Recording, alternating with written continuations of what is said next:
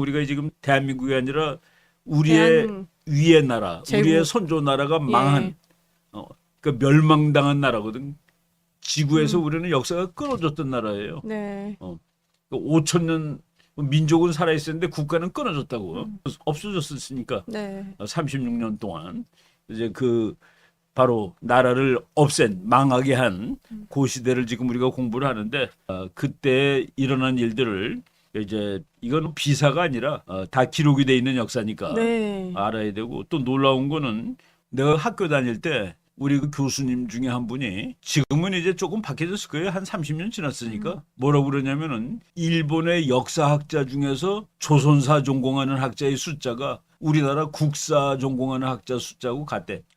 어이가 없죠. 일본에서 조선사 하나만 전공하는 학자의 숫자가 일본에서 조선사를 네. 전공하는 학자의 숫자하고 네네. 우리나라 국사학자의 숫자하고 같다. 아, 그러면 상대가 돼. 그걸 또 조선사랑 연계해서 보는 학자도 있을 거고, 그러면 당연히 그러니까 뭐 훨씬 일본에서 폼나볼 수밖에 세계사 하는 없겠네요. 사람도 있었고 예, 예. 일본사 하는 사람도 있고 중국사 하는 사람도 있고 예. 그런데 특히 나는 조선사 전공입니다라고 얘기하는 사람이 한국학자 중에서 나는 국사가 전공이에요 하는 사람하고 예, 거의 숫자가 같을 정도다.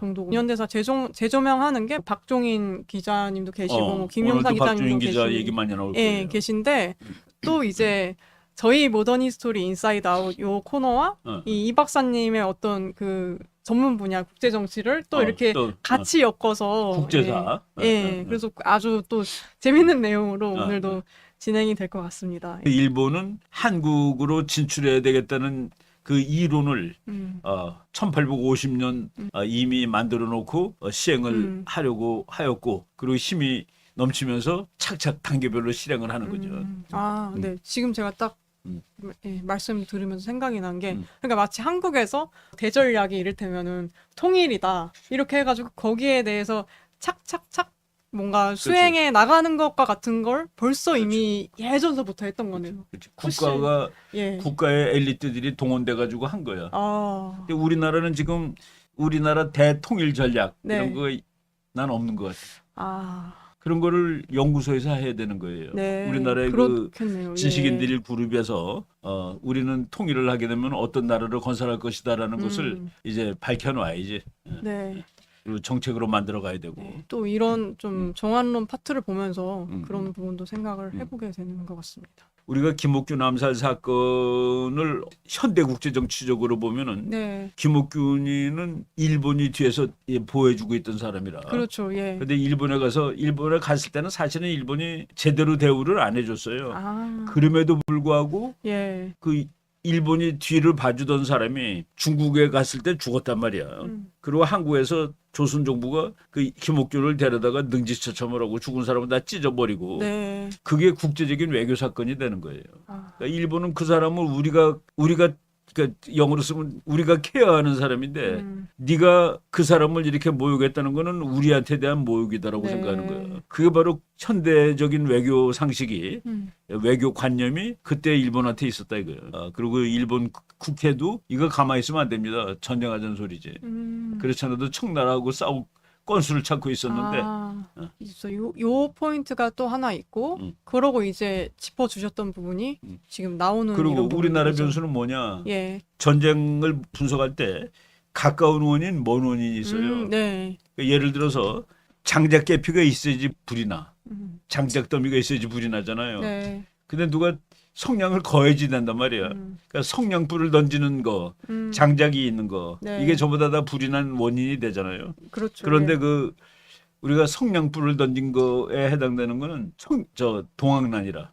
이제 장작은 많은데 네. 동학난이 터져가지고 이제 전쟁으로 비유하게 되는데 그때 동학난을 우리 힘으로 막았으면 또 막을 수가 있어. 그러니까 성냥불을 훅 껐으면 돼. 근데 성냥불을 못 껐어. 네. 그 성냥불을 왜 못 껐냐? 그 우리 역사에서 공부했죠. 그때 장군이 바보야. 그 장군이 누구냐면 홍제의라는 네, 참 네. 바보 같은 인간이야.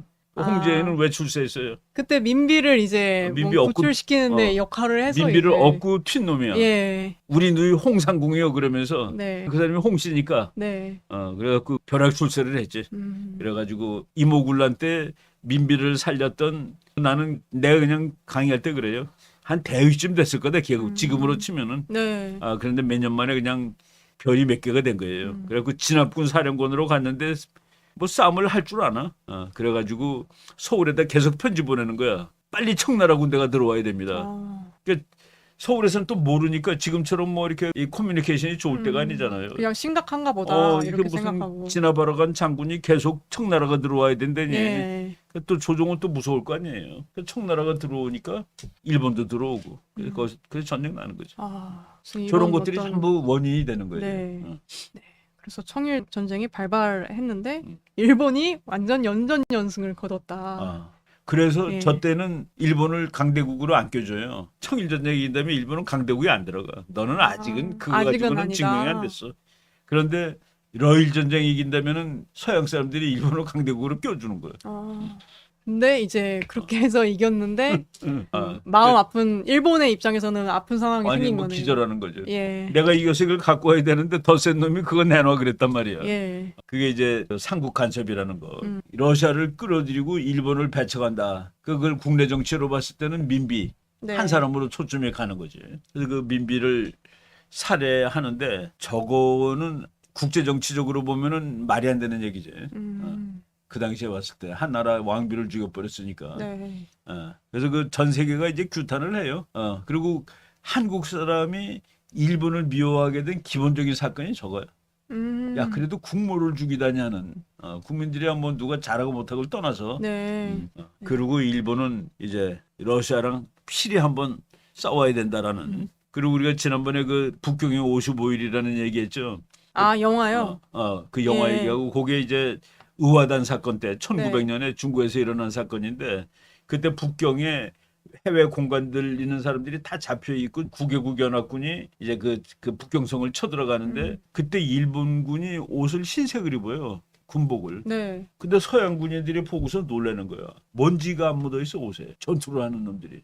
그게 무슨 어떤 그러니까 어떤 일본이 의미일까요? 그러니까 네. 국제 사회에다가 우리는 이 정도로 훈련 받았고 깨끗하고 이런 걸 보여주는 거예요. 그리고 거기서 중국군을 죽이면서 이제 오잖아. 네. 중국군 장군 죽이면 또 전부 그렇게 깍듯하게 묻어주고 예의를 표시하는 거야. 전쟁을 적군이라도. 했어도. 그러니까 외국 서양 군대가 보고서 네. 그냥 좀 신비스러운 거예요. 일본 군대가. 그럴 수 있겠네요. 예. 그러니까 웃돌이는 까만 것을 입는데 밑에 바지를 흰 거 입었는데 네. 그 바지가 너무 깨끗한 거야. 저렇게 깨끗할 수가 없는데. 그러니까 전투하다 서양 보면은. 군인들이 보고서 어이가 없는 거예요. 그러니까 미군이나 영국군이나 독일군이 보고 네. 그럼으로써 자기 이름을 이제 이 세계에 떨치게 된 또 그래서 그렇게 그때 그 되는군요. 전장사 보면은 미국 사람이나 이런 거 기록을 보면은 네. 일본 군인이 신바지를 입고 신바지에 흙이 안 묻어 있다는 사실은 서양을 경악시켰다라는 그런 말들이 나와요. 그리고 중국군 장군들을 전투에서 이겼을 때 장례식을 해주고 전투를 시작 또 하는 거야. 적장에 대해서 그렇게 예의를 바치고. 그게 이제 우리나라 사람들 그 얘기 들으면 좀 화날지 모르는데 최근까지 세계에서 그 호감도 1위가 일본이에요. 네. 이토 히로부미가 일본 돈에 얼굴 그려져 있는 사람이야. 우리는 이토 히로부미가 악마고 안중근한테 총 맞아 죽은 놈이 아니야. 막 그건 맞아요. 역사적으로. 네. 안중근이가 총 쏜 사람이거든. 네. 근데 일본에서는 이토 히로부미를 그렇게 그러니까 아주 그 괜찮은 사람으로 우리나라가 안중근 모시듯이 모시는 거지. 집회에 들어갈 정도면은 영향력이 또 상당했다고. 대단한 거죠. 예, 그리고 봐야겠죠. 집회에 들어가는 사람은 예. 비싼 데가 영향력이 클 것 같아요. 싼 데가 영향력이 클 것 같아. 세계 표준으로. 오히려 작은 돈이 영향력. 작은 돈일수록 많이 사용하게 되니까요. 미국에는 1불짜리에 조지 워싱턴이 있는 거예요. 그리고 1센트짜리에는 링컨이 있어요. 또 1센트는 예. 모든 애들이 네. 꼬마들이 1센트짜리 우리 대통령 링컨. 예. 그리고 1달러. 그게 이제 꼬마들이 좋아하는 큰 돈이라 조지 워싱턴. 그 100달러짜리가 미국에서 제일 큰데 거기는 벤자민 다른 사람보다 좀 덜 유명한 네. 벤자민 프랭클린도 대단히 유명하지만은 예. 그래도 조지 워싱턴이나 링컨보다는 등수를 아무래도, 매기면 예. 밑으로 가잖아요. 100달러짜리에는 벤자민 프랭클린. 북한 사람들이 제일 좋아하는 게 벤자민 프랭클린은 자기네 나라의 화폐 가치가 너무 그러니까 100달러짜리는 떨어지니까. 북한한테는 완전히 금이거든. 예. 그 프랭클린 한 장이면은 예. 북한 사람들이 그렇게 얘기한대요. 예. 근데 저 이토 히로부미는 일본 1,000원짜리 1,000엔, 10,000엔짜리에는 후쿠자와 유키치라고 우리가 네. 또 얘기했잖아. 메이지 유신 때 그 일본에 나갈 방향을 얘기하고 그런 사람. 네, 히토히로 보면은 1,000원짜리. 네. 그러니까 이토 히로부미도 이 내용을 보면은 아주 사상적으로 계속 변하는 것들이 영어도 보이더라고요. 잘하고 예. 맨 처음에는 이제 사무라이였다가 네, 나중에는 그러니까요. 완전히 그 개혁론자. 네, 서양, 영국을 가보고서 또 영국 가보고 이게 나라를 영국식으로 바꿔야 되겠다라고 서양식으로 바꿔야 되겠다는 개화파죠. 이때 당시에 이토 히로부미가 고종을 방문한 이유가 이토 히로부미가 우리나라를 어떨까요? 몇 번을 왔었는데 네, 네. 여행으로도 오고 그렇게 왔었는데 세 번째 왔을 때는 일본의 천황의 특명을 받고 네. 이제 조선을 가져가는 작업하러 온 거예요. 조선을 일본 거로 만드는 작업을 하는 대표로 네. 이제 와서 고종을 만났는데 거기서 나오는 그 얘기들 네. 쭉 보면은 이 고종이 도대체 세상 돌아가는 것을 알고 있었느냐는 그런 생각이 자꾸 들어요.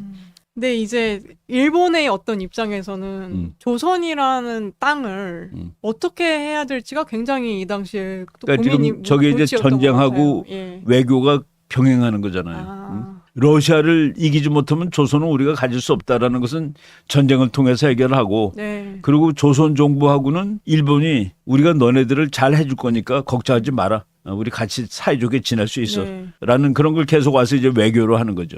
물론 그 외교는 미국, 영국하고도 했고. 내가 그런 얘기 한 적이 있었죠. 일본이 러시아랑 싸우는데 군함을 사올 때 영국 거 반, 미국 거 반을 사오더라는 거예요. 다음 이제 뜰 나라를 이제 알고서 쟤네가 다음번 세계 챔피언이라고 생각을 하는 거예요. 네. 참 그때부터도 벌써 그렇지. 감각이 내가 그 러일 남달랐던 전쟁을 것 읽으면서 야 일본 놈들이 이게 나쁘게 말하면 꾀들이야. 잔꾀가 많은 놈들이야. 네. 근데 좋은 거 말하면은 전략을 보는구나. 일본이 그거를 한번 알아낸 것이 2차 대전 때예요. 일본 항상 1등하고 지냈거든. 네. 근데 2차 대전 할 때는 1등이 미국, 영국인데 독일하고 치는 거야. 그래서 일본의 최대의 교훈 항상 1등의 편이 되자. 그리고 그때 또 한번 깨지고서 더 그때 한번 2차 대전 때 깨지고 아주 참혹하게 그리고 그 다음서부터 무조건 1등하고 친한 거가 일본의 정책이에요. 지금 미국하고 얼마나 친해. 네, 자기를 그렇죠. 그렇게 죽여놓은 나라하고. 다 역사의 교훈이죠. 네. 저거는 을사조약을 맺은 후에요. 지금 우리말로 을사늑약을 맺은 후에 네. 저 수염이 이렇게 저기 사진 나오잖아. 수염이 회색이야. 네. 그러니까 고종이 그랬대요. 이또경이 일본을 위해서 그렇게 평생 고생을 하시느라고 수염이 반쪽이 하얘졌는데 나머지 완전히 하얗게 될 때까지는 나를 위해서 좀 노력을 해주셔. 그때 그냥 웃으면서 그거는 안 됩니다 그랬대요. 웃으면서 거절했다는 이제 그 그러니까 에피소드. 그게 예. 그럼 고종은 그때 나라를 뺏겼다는 그 분한감이 없었을까? 그 그림을 인식을 못한 거냐 이건 모르겠어요. 네. 그런데 그 한상일 교수는 그렇게 얘기한 걸 이해할 수 없다라고 쓴 거야. 어쩌게 나라를 뺏긴 사람이 그렇게 얘기를 할 수 있느냐. 네, 네. 그리고 신봉룡 교수, 내가 신봉룡 교수도 드문드문 소개했죠. 그 사람은 나라를 뺏긴 왕으로서는 하면 안 되는 말이었다라고 그걸 평가를 했어요. 네. 이게 고종이 이 말을 했다는 것은 있을 수 없는 수치스러운 일이다라고 쓸 거냐. 그렇게 쓴 학자도 있고 네. 도무지 이해할 수 없다고 쓴 학자도 있고 그리고 고종을 또 축해 세우는 우리나라 사람들도 있어요. 그래서 이게 지금 1904년부터 1905년 요 짧은 기간에 아주 긴박한 일들이 굉장히 많이 그렇죠. 일어나죠. 저거는 이제 전쟁을 하던 중이야. 네. 일본이 러시아랑 막 전쟁을 할 때 이 또 흐르면은 고종하고 또 외교를 한 거예요. 또 요것도 상당히 한 부분이 와서- 고종이 지금 일본에 군자금 명목으로 돈을 기부를 했던 거잖아요. 러일 전쟁이. 러일 전쟁한다고 일본한테 원조해줬어요. 예. 그러니까 이제 뭐라고 그러나 뇌물 외교지 그거는. 그러니까 고종이 가난한 이 나라인데 일본군을 잘 싸우게 하라고 그래가지고 돈을 18만 원을 금으로 된 돈을 주고 그리고 정부에 칙령을 내려요. 일본군이 전쟁하는데 도와주라고 조선 백성한테. 이 관계가 참 그러니까 우리가 온 국민이 분노해갖고 일본하고 싸운 건 아니에요. 왕이 그렇게 왕이 내릴 뭐, 정도면 일본을 위해서 다 이렇게 하라고 말이야. 예. 일본 근현대 외교사. 네. 우리나라도 그런 거가 있어야 돼요. 한 50권쯤 되는 게 있어야 된다고. 한국 외교사 이렇게. 그러니까 그거는 일본이 메이지 유신한 다음에 그 2차 대전 고무력까지 한 네. 100년 정도를 50권으로 해놓은 거예요. 그 전문가들이. 근데 우리도 그 근세 외교사 해가지고 네. 있어야 되는데 한국은 그런 거 없어. 그리고 이제 3월 24일에는 고종이 이토에게 대한제국 최고훈장인 금척 대수장을 수여를 했다는 또 기록이 있네요. 그러니까 예. 뭐야 이게 도대체 뭐냐 이거야. 우리가 지금 막 헷갈리는 거지. 우리나라를 네. 점령하러 오고 국권을 다 뺏고 주권을 다 뺏은 거는 1910년이야. 네. 근데 그 사람한테 전쟁한다고 돈도 주고 근데 누구도 저기서 네. 평화선언이라든가 중립선언이 얼마나 허망한 거를 우리가 저기서 배우는 거라. 음. 아무도 전시중립선언에 대해서 신경을 써준 나라가 없더라 이거지. 네. 그러니까 전시중립선언이 선언으로서 의미가 있으려면은 제일 필요한 거는 힘. 나의 힘. 네. 지금 우리나라가 매일 뭐 이번 정부는 아니에요. 음. 지난 정부가 평화협정 맺자, 종전선언하자, 백날 해보라고 되나? 응? 결국에는 자기 힘이 있어야 예. 되는 거지. 힘이 없으면 어. 그냥 여기 지금 나와 있는 어. 내용처럼 선언은 종이 쪽 조각. 그렇지. 힘이 밖에 안 뒷받침되지 되는군요. 못한 선언은 종이 조각에 불과했다. 근데 일본은 이미 1월 벌써 지금 21일날 이제 중립한다고 했는데 1월 12일에 회의를 하면서 그렇지. 이제 많은 러시아를 교환론이 가야겠구나. 러시아가 이제 안 들어줘가지고 예. 그러니까 전쟁으로 가는 거지. 네. 쭉 2월부터 해서 일본은 그 어전회의 이런 말들이 많이 나오잖아요. 네. 어전회의라는 게 어가 뭐예요? 그러니까 왕이란 뜻이야. 네. 그 왕 앞에서 모여서 그러니까 회의를 하는 거예요. 그러니까 황제는 있지만은 공화정 비슷한 거예요. 그리고 2월 8일 날 일본이 그냥 먼저 때리고 그리고 그 선전 포고를 나중에 하는 거지. 네. 뭐 그때 전쟁에는 그랬었죠. 룰이 예. 없어요. 솔직히 말해서 전쟁에는 그냥 규칙이 깡패들이 먼저 때리는 놈이 이긴다는 거 아니야? 네. 일단은 인천에 정박 중이던 그때 러시아 군함을 두 척을 9일날 어. 파괴한 다음에 10일날 이제 선포를 하고 그러니까 러일 전쟁이 났는데 첫 번째 전투는 인천에서 벌어지는 거라. 네. 청일 전쟁은 첫 번째 전투가 아산만. 음. 그러니까 우리가 중립 쓸 수 있는 땅이에요 이게. 청나라와 일본이 싸우는데 그렇죠. 우리나라에서 싸워. 예. 그리고 이제 일본과 러시아가 싸우는데 첫 번째 전투가 인천이야. 그러니까 이런 거를 잘 우리가 역사를 공부하는 이유는 그런데 자꾸 이렇게 교훈을 얻어야 돼요. 그래서 지금 Q 이렇게 해서 아니 어떻게 그래도 이렇게 쉽게 한일 의정서가 이게 진행이 이렇게 이루어질 수가 있었을까 질문식으로 제목이 딱 있는데 일본은 결국에는 이것과 관련해서 이 당시 상황에 대해 엄청나게 자세한 이제 사료를 남겼다는 거잖아요. 저 피터 두스라는 사람이 네. 그 미국 교수인데 일본 근대사의 아주 전문가인데 22년에 돌아가셨으니까 뭐 이제 장수하신 분인데 90살 네, 거의 그러네요. 됐죠? 예. 89세니까 33년생이시면 예. 그러니까 이제 그 저분이 그 미국 사람들이 일본사 쓴 건 좋은 책이 많아요. 라이샤워 같은 사람은 중국 역사에 대해서는 세계적인 권위자예요. 동양 문화사 같은 거는 라이샤워가 쓴 책 보면은 정말 그 서양 사람이 이렇게 잘 쓸 수 있구나 할 정도로 잘 쓴 책들이 있어요. 우리말로도 번역 다 나오고 동양 문화사여가지고. 여기서 이 포인트는 이 고종의 명령이라고 해야 되나요? 그런 것들은 대부분 밀지 아니면 밀명 이런 거에 의해서 이제 외교가 이루어졌는데 이게 되게 뒤죽박죽이었다는 그러니까 내가 지금 내용이 나오더라고요. 저걸 빨간색으로 강조한 이유는 예. 조선의 멸망은 고종 책임이다라는 거예요. 그러니까 일본은 어전회의를 한다고 그랬지. 네. 고종은 그런 거 안 해요. 고종은 밀지, 이게 비밀 지시사항, 아. 밀명, 비밀 명령. 네. 자기 혼자 다 하는 거야.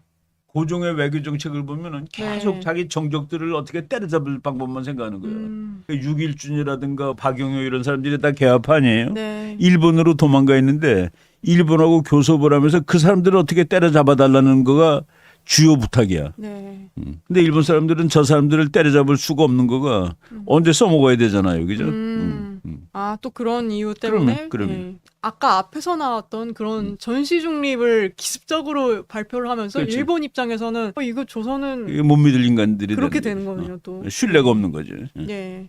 하야시 공사 앞에서는 같은 경우는 일본 그때 공사예요. 예. 그러니까 이제 저 사람은 그러니까 제일 높은 사람은 아니지 공사니까. 네. 그래도 그때 일본 공사 중에서 한국 와 있는 사람은 대단한 외교관이에요. 아, 네. 그 비율이 그러니까 그 서열이 무지하게 높다고 공사 중에서. 예. 그런데 그러니까 뭐라고 그럴까 뒤통수?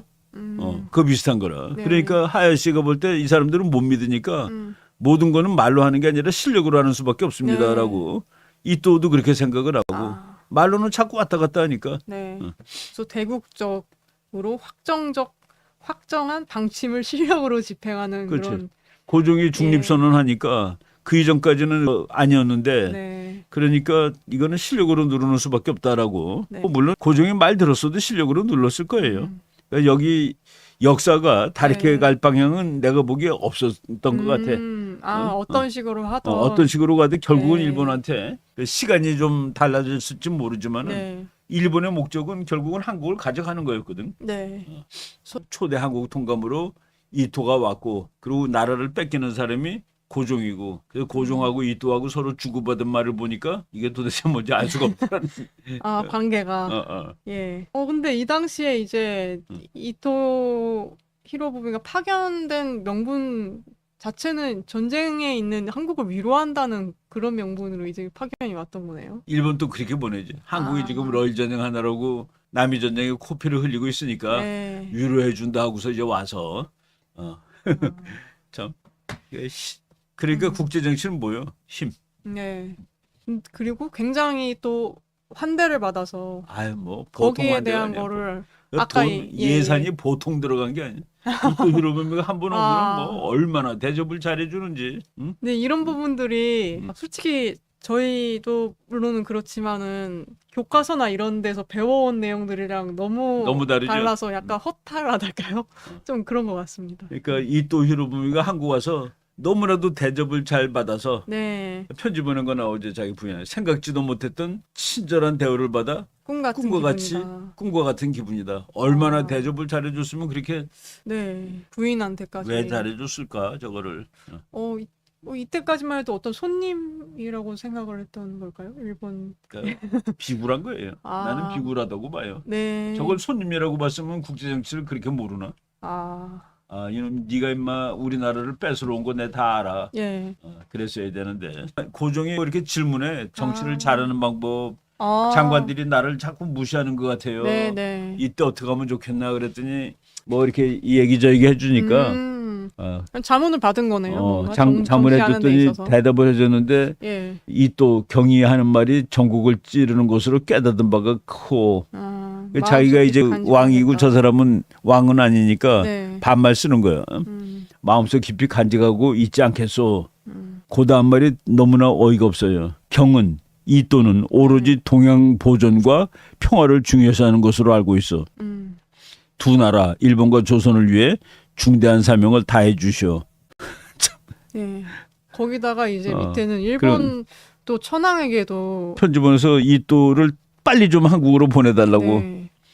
폐하의 사랑을 나누어 즉시 후작이 저기 이또 히로부미예요. 네. 후작에게 명하여 내한할 수 있도록 하겠다는 회전을 바랍니다. 주시길 바랍니다. 그러니까 일본 천황한테 자기가 직접 편지를 쓰는 거야. 이또 히로부미를 한국으로 빨리 다시 보내달라고. 네. 1904년 2월부터 전쟁이 시작됐잖아요. 예. 1년 만에 이제 러시아가 끝나는 거라. 그래서 5월 27일이 예. 바로 며칠 전이네 지금으로 치면 그냥. 그러네요. 와. 발틱 함대가 저쪽에서 돌아오는 거예요. 유럽 끝에서 돌아왔고 영국 수에즈 운하를 못 통과해서 아프리카 끝으로 해가지고. 또 영국이 도와준 거죠. 그러니까 영국이 너 글을 못 지나가 해서 네. 그래서 그냥 와가지고 6개월을 헤매면서 오는 거라. 네. 그리고 마지막으로 기항했던 데가 다낭이라는 월남에 있는 항구예요. 거기에 이제 미국이 그 다낭을 가지고 전쟁을 했지. 그래서 나중에 뺏겼는데 지금 다시 미국 군함이 가는 데가 됐죠. 네. 그 다낭에서 마지막으로 대한해협에 왔을 때 기다리고 있던 일본군한테 뭐 거의 전멸당한 거야. 그게 5월 27일인데 그래서 5월 27일이 일본 해군의 날이에요. 일본은 어마어마한 승리를 기념해서 5월 27일을 일본 해군의 날로 이제 정했지. 그리고 7월 29일 카츠라 테프트 둘이 그러니까 필리핀하고 조선하고 바꿔 먹은 거야. 이제 일본이 전쟁에 이겼으니까 일본이 조선을 다 가져. 미국이 인정을 해주고 그 대신에 필리핀은 내가 챙길 거야. 일본이 힘이 세니까 필리핀도 갈 수가 있잖아요. 그때는. 근데 필리핀은 미국 거다 이런 식으로 해서 서로 이제 맡겨. 조선은 네가 갖고 필리핀은 내 거. 예. 그게 이제 카츠라 테프트지. 네. 그다음에 이제 8월달에 영밀 동맹을 새로 하면서 인도를 확실히 영국이 간지는 걸 우리가 방해하지 않겠다. 라고 얘기. 그 조선은 그 대신에 영국이 그 너가 가져. 일본한테. 그러니까 일본은 지금 두 번을 어떤 그런 그러니까 국제사회에서 확실시하는 그런 가정들이 있었네요. 그러니까 지금 여기서 예. 조약이 먹히려면은 친구끼리 하는 약속은 먹혀요. 일본이 영국하고 한 약속은 이건 믿을 수 있는 거야. 네. 일본이 미국하고 한 약속도 믿을 수 있는 거예요. 예. 또 한국의 외교권을 이제 완전히 가져가는 거. 저게 이제 을사늑약이야. 그러니까 이제 국가는 그냥 있는데 네. 외교는 우리가 못해. 외교는 다 일본이 대신해 주는 거예요. 그러니까 네. 주권이 없는 거지. 그러고 이제 이토 히로부미가 방한을 하면서 나눈 대화들이 좀 나오는데 제가 이제 대화식으로 좀 정리를 해봤어요. 아, 근데 이 내용들도 참 저희가 배워보지를 않았으니까 사실 이런 내밀한 부분들은 기존에 저희가 알던 고종의 어떤 이미지 이거랑은 상당히 너무 다르다 아, 뭐 그런 그러니까 생각을 좀 하게 되더라고요. 이제 저게 예, 저걸 숨기면 안 돼요. 나는 저 창피한 역사지만은 네, 그래도 우리가 알아야 돼. 예, 그 역사는 창피한 것도 역사고 잘난 것도 역사거든. 근데 창피한 거 다 빼면은 그러니까 일본은 그냥 나쁜 놈이야. 국제 정치는 착한 나라, 나쁜 나라가 아니라 센 나라, 약한 나라의 관계다. 투키디데스가 그랬잖아요. 센 나라는 자기가 하고 싶은 걸 할 수 있고 약한 나라는 지가 당해야 될 일을 당할 뿐이다는 그 해결 방법. 네, 우리도 강해지자. 그렇죠. 부국강병이 어. 전략이네요. 그 부국강병은 못하냐. 국제 정치야말로 부익부 빈익빈이 아니에요. 부익부 빈익빈은 뭐야? 부자는 계속 더 부자가 되고 그렇죠. 가난한 놈은 계속 계속 가난해진다. 가난하게 근데 그거는 그런 거 없어요. 아, 국제사회에서 가난한 나라 부자 나라 바뀌는 거는 그냥 일도 없이 바뀌어. 일본이 가난하다 저렇게 빨리 뛰었고 우리나라도 최근에 그렇죠. 세계 꼴등에서 10등까지 올라갔다고. 네, 단기간에 굉장히 잘 살게 된 케이스니까. 그러니까 부국이 되는 거예요. 예, 그리고 부국된다면 강병도 될 수 있고. 네. 지금 우리 강병이 많이 됐잖아. 고종이 하는 말 보세요. 우리가 우리가 독립을 확보할 수 있었던 것은 전적으로 일본의 힘이었고라고 말을 하네요. 특히 예. 경이 많이 애쓴 결과임을 고맙게 여기고 있어. 예. 이토 히로부미가 애쓴 결과다. 고종이 그렇게 얘기한 거예요. 네. 그 우리가 시모노스키 조약 1조에 조선은 독립국이다를 일본이 나를 독립시켜줬다라고 믿고 있는 거냐 정말로. 알 수 없어. 그 이토는 이모군란 이후 동양이 시끄러운데 다 너 때문이야. 네. 그래서 일본은 너를 지키려고 전쟁도 2번이나 해서 많이 죽었어. 네. 돈도 많이 쓰고. 저런 그 아, 근데 이제 그 화근인 한반도 문제가 여전히 남아 있으니까 아무래도 외교는 너네가 하면 안 되고 우리가 해야겠다 이런 주장을 한 그러니까 거예요. 너네는 우리의 한 부분이 돼야지 이제 너네 조용해질 문제가 거다. 없어지는 거야. 예. 참 네. 자존심 상하죠 저거 보면은. 문서 대화를 이제 쭉 이어가는데 이게 이제 앞에서 아, 그래. 말씀해 주신 부분 같아요. 아니 당신이 다 정하는데 아니, 당신이 다 하면서 뭐를 네. 부하들이 어쩌다 저쩌다 얘기하셔. 예, 그런 지금 왜 부분이에요. 이완용이 책임져야 되는 거야? 아. 그 얘기예요. 예. 네 책임 아니야? 네. 군주 전제국이 아닙니까? 그러니까 그 아주 네. 쪽팔리는 거죠. 우리가 들으면 폐하가 친히 통치하는 군주 전제국이 아닙니까? 예. 당신께서는 인민의 의향 운운하지만 이는 인민을 선동하여 일본의 제안에 오히려 반항하는 것으로 것으로 생각됩니다. 네. 그랬더니 고종이 경을 깊이 신뢰하오. 짐의 희망을 경이 귀 황실과 정부에 전달해 준다면 이보다 더 좋을 일이 없겠소. 이거 역사 공부 네. 하면 할수록 좀 그렇죠. 이제 고종의 희망은 이루어질 가능성이 없으니 단념하시라는 그런 그렇죠. 예, 의사를 밝히고서 불쌍하기도 하고 한심하기도 하고 그래요. 예. 그러고 이제 외교권이 박탈된 상황인 거네요. 그러니까 이제 이토 히로부미가 그렇게 얘기한 거예요. 네. 한국은 청일전쟁 후 10년 동안 국가 생존에 필요한 하등의 시설도 구축하지 않았고 예. 독립에 필요한 실력을 전혀 갖추지 못한 허명의 독립국이었다. 이름만 대한제국이고 옷만 멋있게 입은 거예요. 아, 이게 지금 체결되기 딱 전후로 해서의 지금 다 모든 그렇죠, 상황들인 그렇죠. 거잖아요. 근데 체결을 하러 온 일본 사전 딸에 훈장을 수여를 했다. 그러니까 이 나라를 뺏어가려고 온 일본 대표단들한테 훈장을 주었다. 그것도 예. 최고의 훈장을. 네, 이것도 참 저희가 잘 알지 못하는 또 내용들이잖아요. 사실. 근데 배우지를 그대로 않는 역사에 거죠. 다 있는 거지. 예. 고종실록에도 있는 거지. 예, 그 부분이 참 놀라운 것 같습니다. 예. 그리고 을사조약을 협상하면서는 이때 황실의 안녕과 존엄의 손상이 없다는 얘기가 좀 반드시 들어가게 해주세요. 국가는 망하더라도 나는 살려주세요. 네, 이걸 이제 농상공부 대신인 건중현이 제안을 했다고 하는데 그래서 그냥 회의하다가 예. 이토 히로부미가 써준 거야. 제안을 그렇게 하니까. 그거 너는 살려줄게. 걱정하지 마 그거는. 그래서 그 부분을 고종이 뭐 받아들였다. 황실의 안녕과 존엄에 손상이 없다. 예. 어떻게 나라가 날아가는데 황실의 안녕하고 존엄이 어디 있어? 예. 나라가 망하고 외교를 못하는데 황실의 안녕이 저걸 받아들이는 것도 그렇고. 네, 이게 지금 협상이 되면서 이런 일들이 있었던 그렇죠. 거고 체결되는 날. 이제 덕수궁에서 이제 사인하는 거야. 네. 근데 뭐 파티 열고 돈을 뭐 그때 돈으로 어마어마하게 이제 중산층인 서울 숭현 목수의 연봉이 200원인데 1년에 200원을 목수들이 네. 벌었어. 네. 근데 근데 엄청난 돈들이 나갔던 거예요. 이또 히로부미 접대비가 얼마야? 2만 원. 2만 원. 그러니까 200원에 2만 원이니까 몇 배야? 이것만 비교해봐도 그러니까 목수 몇백 년 월급을 네. 이또 히로부미 접대비로 쓴 거야. 네. 기밀비로 6만 1,000원을 집행하고 국내 인사들에게는 4만 1,000원을 지급하고 저렇게 정말 그 보면 짜증나는 거예요. 네. 그리고 뭘 일본이 나쁘다고 그래. 우리가 바보였지. 그러니까 저는 이런 내용들 보면서 이게 설마 거짓말이길. 이게 칼 들고 요즘 사람들이 쓰는 표현 중에 누칼협이란 표현이 있거든요. 누가 칼 들고 협박했나? 막 이런 표현을 써요. 뭔가 억지로 하는 것 같이 막 징징댈 때. 근데 마치 그런 게 좀 연상이 되는. 저렇게 돈을 많이 쓰면서 융숭하게 진행을 체결을 했다는 게 참 생소한 것 같습니다. 상당히. 을사조약이 화려한 파티야. 예. 그죠? 그렇게 그 파티를 되네요. 뭐 어떻게 했는지는 떠나서 예. 겉으로 봤을 때는 아주 어마어마하게 화려한 파티였어. 그죠? 그리고 그렇죠. 그다음에 민용환이가 자살했어요. 예. 불법입니다. 이 조약은 안 됩니다라고 네. 이제 고종한테 탄원하니까 네. 왜 이렇게 귀찮게 구냐 그랬어. 그 두 차례 그렇게 상소를 올렸는데 뭐 고종이 신경질을 내자 그냥 아예 자결을 해버렸네요. 결국은 뭐 왕도 그러니 그냥 자살을 한 거죠. 자결을 한 신하들은 어떤 그런 인식은 지금 있었다고 그렇죠. 볼 수 있을까요? 그래서 우리가 나라를 뺏기는 거다. 민충전공이라고 해서 지금도 그 사람은 존경을 하잖아요. 그러니까 그런 지금도 예. 그건 있어요. 이렇게 자살을 했는데 네. 피가 쭉 흘러갖고 자살하니까 피가 쭉 흐르는 거지. 칼로 네, 자살해서 네. 그 사람은. 이 피가 맺혀가지고 어디 마루에 이렇게 들어갔는데 네. 거기 나중에 대나무가 폈다는 거예요. 대꽃이. 예. 그래서 그 절개를 상징하는 대나무는 꼿꼿하다는 거 아니겠어요. 네네. 그래서 그 민용환이가 그렇게 충절을 충정공이라고 그러지 그 사람. 네. 저거 보면은 예. 이 나라 망국의 책임은 한 사람은 이완용이야 고종이야. 나는 고종이라고 봐요.